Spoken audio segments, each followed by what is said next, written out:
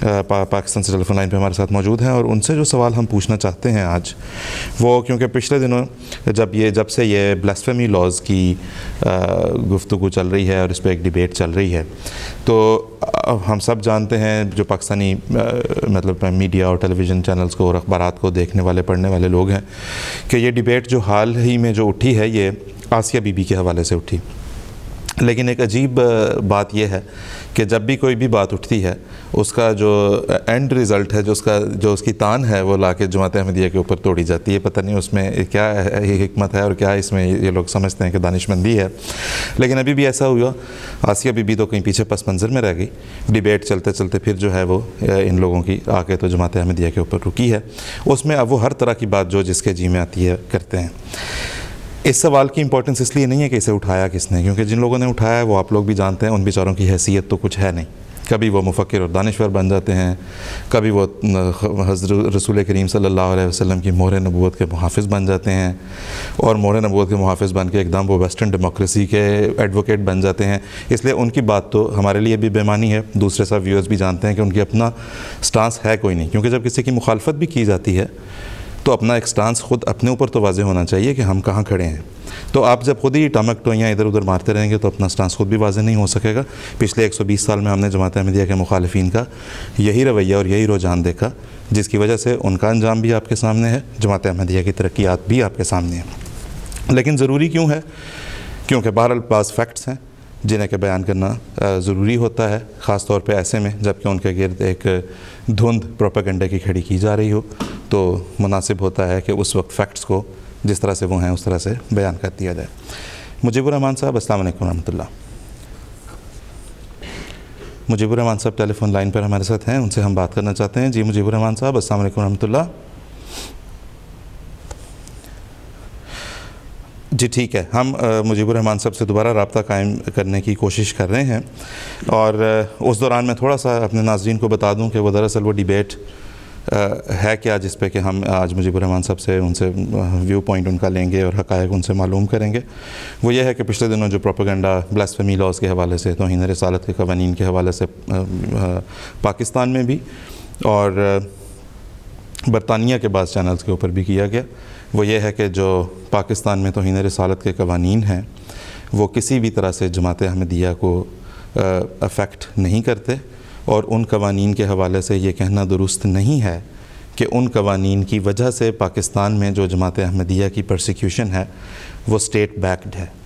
تو انہوں نے مختلف جگہوں پہ جہاں پہ یہ بات ہوئی، انہوں نے یہ بات ثابت کرنے کی کوشش کی ہے انفارچونیٹلی، جو کہ بالکل درست نہیں ہے، کہ پاکستان میں احمدیوں کی جو پرسیکیوشن ہے وہ اسٹیٹ اونڈ نہیں ہے۔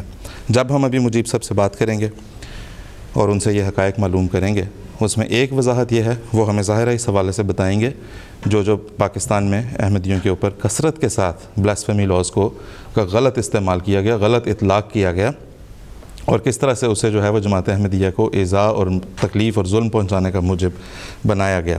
تو جب ہم یہ بات بیان کریں گے تو اس سے مقصود اصل میں اور کچھ نہیں ہے، صرف ایک تو یہ کہ جس طرح میں نے بتایا کہ جو فیکٹس ہیں اسے فیکٹ کے طور پہ بیان کرنا، دوسری بات یہ بتانا کہ جماعت احمدیہ اللہ کے فضل سے دنیا بھر میں وہ واحد جماعت ہے جسے رسول کریم صلی اللہ علیہ وسلم کی مدح اور شان میں کچھ کہنے کے باعث، کچھ بھی کہنے کے باعث توہین رسالت کے مقدمے جن کے اوپر قائم کیے جاتے ہیں۔ یہ جماعت احمدیہ کے اور بہت سے دیگر امتیازوں کے علاوہ ایک بہت بڑا الحمدللہ اللہ کے فضل سے ایک امتیاز یہ ہے کہ یہ دنیا کی واحد کمیونٹی، واحد جماعت ہے جو حضرت اقدس محمد مصطفیٰ صلی اللہ علیہ وسلم کے ساتھ بے مثال محبت کرتی ہے، اور اس بے مثال محبت کے نتیجے میں انفارچونیٹلی ان کے اوپر تو جماعت احمدیہ کے اوپر اور احمدیوں کے اوپر رسول کریم صلی اللہ علیہ وسلم کی توہین کا الزام لگتا ہے۔ ایک احمدی نے لا الہ الا اللہ محمد رسول اللہ اگر اپنی دکان پہ لکھ لیا، اپنے گھر کے باہر لکھ لیا یا منہ سے ادا کر دیا تو اس کے اوپر توہین رسالت کا مقدمہ قائم ہو جاتا ہے۔ مجیب الرحمان صاحب ہمارے ساتھ ٹیلی فون لائن پہ دوبارہ موجود ہیں۔ مجیب الرحمان صاحب اس افسوسناک صورتحال پر روشنی ڈالیے پلیز۔ جی باسط صاحب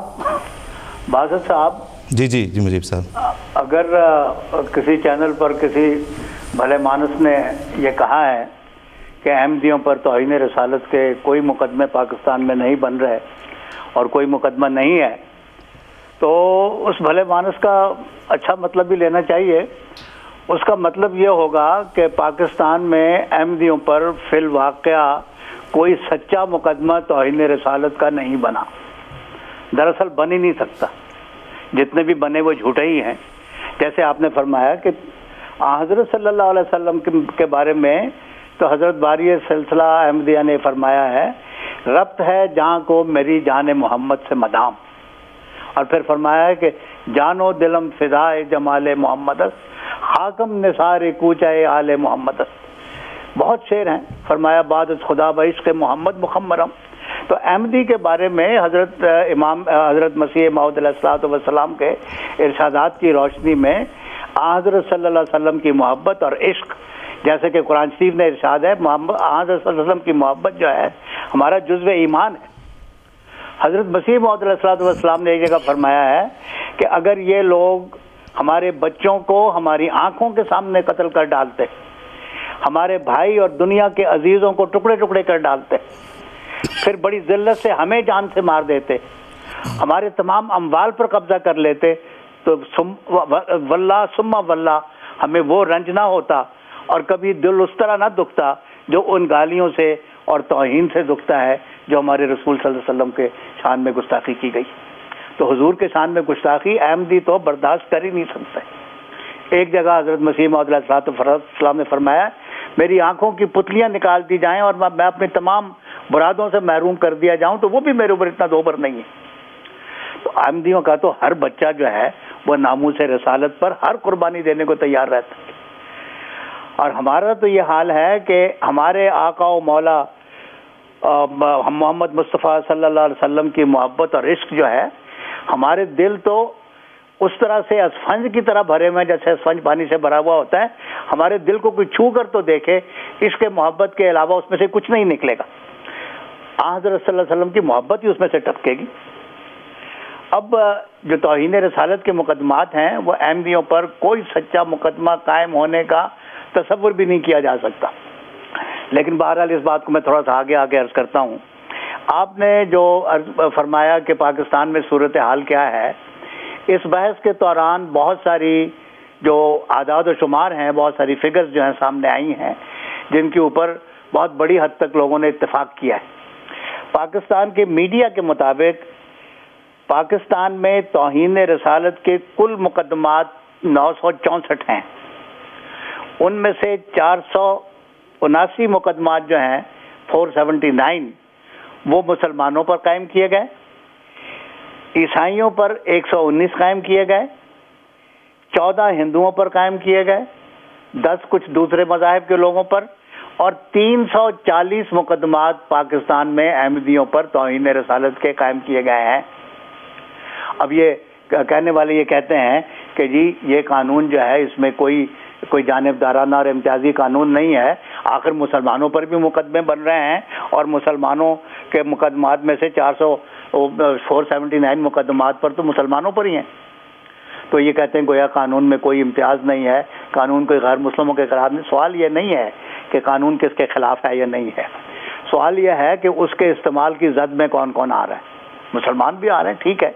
مسلمان کیوں آ رہا ہے اس کے اوپر میں علیحدہ بحث کروں گا.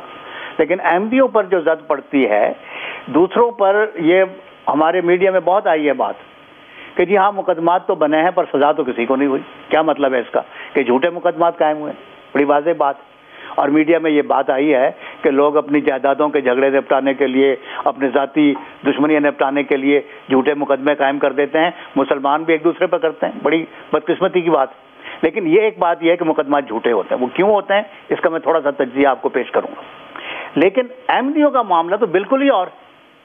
دوسروں کے اوپر کوئی سچا جھوٹا الزام تو لگتا ہے کم از کم. احمدی پر تو جو مقدمات قائم ہوئے ہیں اس میں یہ الزام بھی نہیں لگتا کہ احمدی نے رسول کریم صلی اللہ علیہ وسلم کی توہین خدا نخواستہ کی. احمدیوں کا حال تو یہ ہے کہ احمدیوں پر توہین رسالت کے مقدمات اس لیے قائم ہوتے ہیں کہ وہ اپنے سینے پر محمد رسول اللہ صلی اللہ علیہ وسلم کا جو کلمہ ہے وہ لگائے پھرتے ہیں. کسی صورت میں مقدمات سینکڑوں کی تعداد میں قائم ہوئے. کسی احمدی نے اپنے آپ کو محمد رسول اللہ صلی اللہ علیہ وسلم کی ذات سے الگ کرنا، اس رشتے کو توڑنا، اس محبت سے ایک لمحے کے لیے بھی منہ موڑنا جو ہے کسی احمدی نے گوارا نہیں کیا. اب یہ جو صورت ہے اس کی ایک آپ یہ دیکھیں کہ مرزا خورشید احمد صاحب والا ایک بڑا مشہور مقدمہ ہے، وہ